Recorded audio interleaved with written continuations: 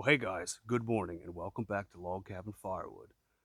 So today on the channel, we're going to be sealing the concrete pad that we made for the wood boiler, and we went a little overkill and extreme, but we could talk about what our plans are and why we did it this way. And we also might have the delivery of the boiler too, weather permitting this week. We'll see how much time we have and if I can get it in this video. It's a Monday right now when I'm recording this, and planning on Friday we get the boiler here. So come along and let's see what we get into. So with our backyard being an absolute mess right now, there's a few more things that I want to do over here. And one of them is going to be, I need to put a new window well in because this one's rusted out on the bottom, and I need to redo some stuff to this window to get it sealed up. I'm gonna have to dig that out. But then after that, all of this right here is going to be a stamp concrete patio, and it's going to come off the corner of my deck. I'm going to leave a space here so that we don't kill this hydrangea, but it'll come across this deck, go in underneath the steps. I'll have to take these steps off, then I'll have to redo my risers and treads and all that. But we'll have a stamped concrete patio about right here where I'm standing, 12 by 12, so we got a nice sitting area, and it's going to radius around somewhere right here about 9 foot off the house, and then it's going to come along and it's going to radius in right here because this is going to be a driveway extension from this overachievement of a boiler pad that we have created. This is a 20 by 24 pad, and it's got 3 foot deep footers all the way around it, and it's a 6-inch pad. This is very overkill for what we need here. I power washed all the sealer, or not the sealer, I power washed all of the release off of this over the weekend after we got back from Hope. This was actually getting poured while I was at Hope, so it was a bit stressful having work going on at my house while I was an hour away, but the crew that I had here, I knew I could trust them. But like I said, we're going to connect this pad to the driveway, so this will be like a driveway extension, and then this will radius around into about 9 feet away from the house, and then it's going to radius out about right here and go over to the deck. So I can maybe put, my grill or a couple chairs, just something, a seating area. And then over here, I can also get my trash can and all that stuff, and I can get it to the side of the house so you're not seeing it from the road. So it's going to open up a lot more things back here.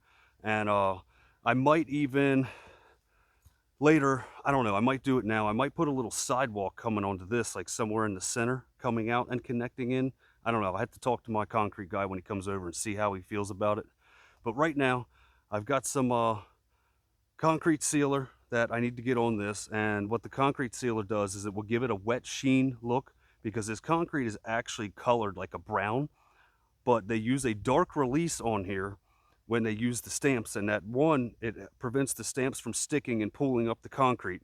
But two, it in some of the deeper grooves, it gives the stones some actual real look, like they are, real stones, and it looks like, decent masonry work. But I'm gonna set you up on some time lapse here because I'm gonna have to take my boots off and blow this thing off so I don't get mud on the pad, and I'm gonna have to do probably 3 light coats on this, and we will see what it looks like. So I'm using a product here called Luster Seal 350, which is a curing compound as well as a concrete sealer.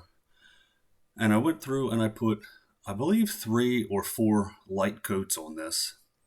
And you can see when I'm standing here, Taryn had to come out and bring me some Crocs and an extra pair of socks, because when you seal concrete, you don't want to track dirt or mud back onto it, because when you seal it, that you're locking everything in. And here I went around the sides, even though we're going to backfill and put dirt around this.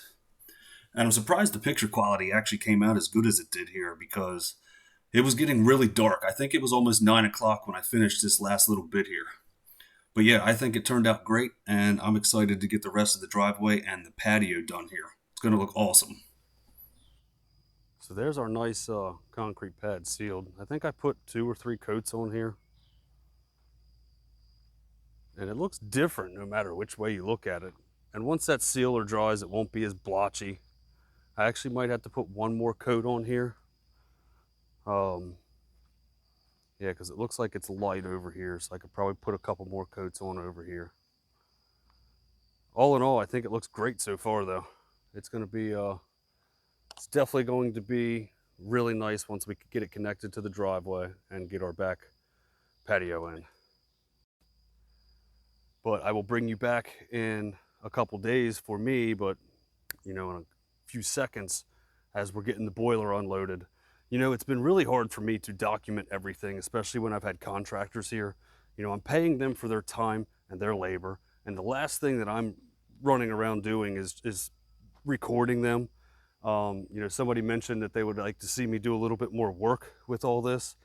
I'm sorry, like I'm legitimately doing the best I can, but when somebody's here on my dime, I am not worried about this camera. Maybe I should do a little bit better about that, but stuff isn't cheap, and I'm not made of money. We're not millionaires. We get up and go to work every day like the rest of us. But like I said, I'll bring you back tomorrow or in a few seconds when I get the boiler here, and we'll get that set, and I will try to record as much as possible of Mr. Tom doing the installation.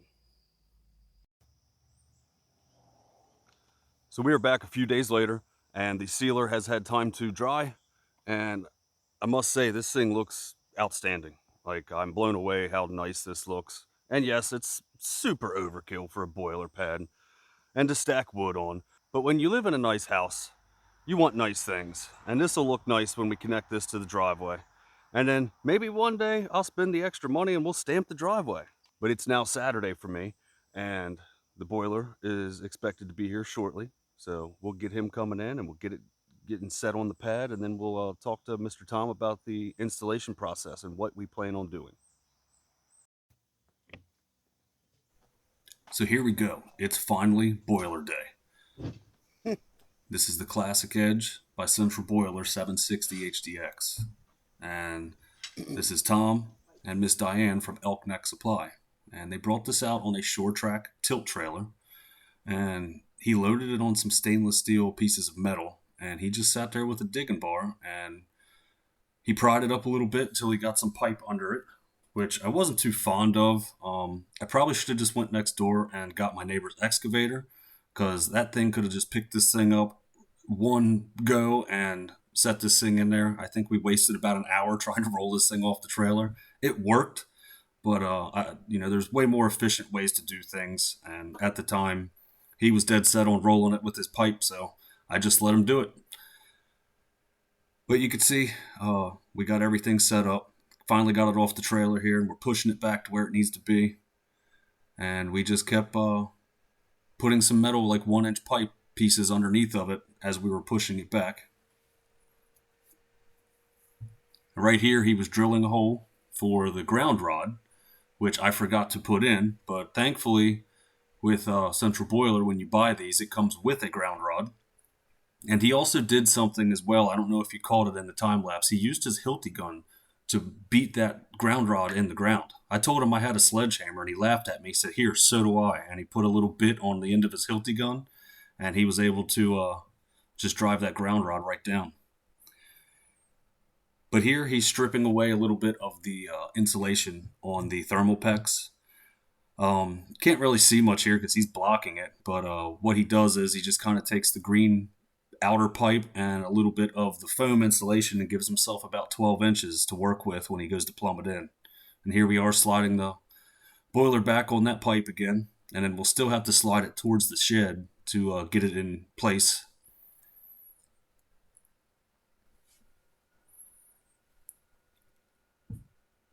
And here we are kind of getting this thing squared up where we want it and into place.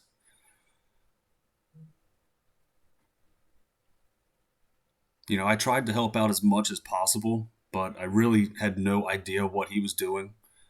And that was us getting it squared up where it needed to go. It's still about a ½ inch out of square, but I'm going to live with it. I'm not perfect. It doesn't have to be perfect. But he sat here and plumbed this thing in, probably in about an hour's time. And this was all we got done the first day, was him plumbing this thing in on the outside. And then he took a gander of what he needed downstairs, and he came back the following day, which I didn't record anything of the following day, but the next video I do next week, I'll take you downstairs because I'm actually still waiting on him to get my heat exchanger that's going to go out into my garage hooked up on this one run as well. So ultimately, this one run's going to go to my hot water, to the heat exchanger in my plenum hooked up to my HVAC system, and then it's going to go to a heat exchanger located in my garage that's attached to the house. So that should give us plenty of heat. I'm super excited to use this central boiler. And Tom loves to talk. So if you see him and I sitting there looking at each other, he loves to talk. But this is us putting the chimney pipe on. And he put some chimney, like almost like silicone on the bottom when you attach that. That way it's got a good seal on the bottom. And then there's also a rope seal on the bottom as well. And it comes with all the hardware you need to level and plumb this. But that's pretty much it right there. I am super happy with our new central boiler, 760 HDX. I cannot wait to fire this thing up. Hopefully when we get back from the Paul Bunyan show, we will be able to fire this up and we could talk about it and let you know how it's going to be. But that's all I got for you guys this week. Hope you guys enjoyed this.